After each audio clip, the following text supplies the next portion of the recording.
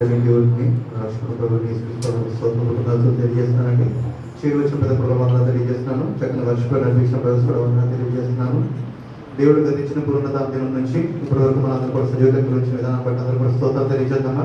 స్తోత్రం స్తోత్రం స్తోత్రం స్తోత్రం. పెద్దుకొస్తు పండుగ దవలాది వారం ఇది ఏర్పరచబడిన పత్రిక మనం చెప్తానండి. దయచేసి నోట్ చేసుకోండి. మొదటి పాఠంలో యోవేలు గ్రంథము 2వ అధ్యాయము 28 నుంచి 32 వరకు అండి. యోవేలు గ్రంథము 2వ అధ్యాయము 28 నుంచి 32 వరకు. 2వ పాఠంలో ఎఫెసీయులకు రాసిన పత్రిక 4వ అధ్యాయము 7 నుంచి 16 వరకు. ఎఫెసీయులకు 4వ అధ్యాయము 7 నుంచి 16 వరకు. 3వ పాఠంలో యోహాను సువార్త 14వ అధ్యాయము 15 నుంచి 21 వరకు అండి. యోహాను సువార్త 14వ అధ్యాయము 15 నుంచి 21 వరకు. పెంతెకొస్తు పండుగ దవలాది వారము ప్రారంభ గీతము.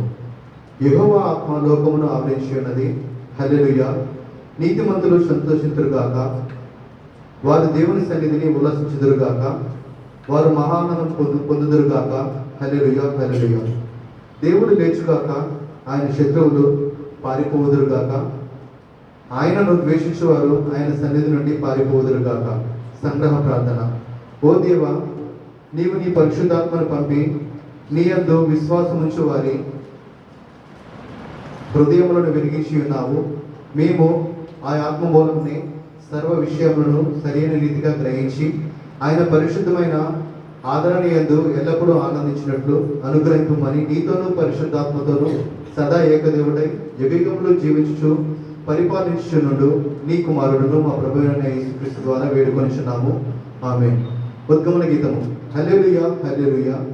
నీవు నీ ఊపిరి విలువగా అన్ని సృజింపబడును, అట్లు నీవు భూతలమును నూతన పరుచుచున్నావు. హల్లెలూయా.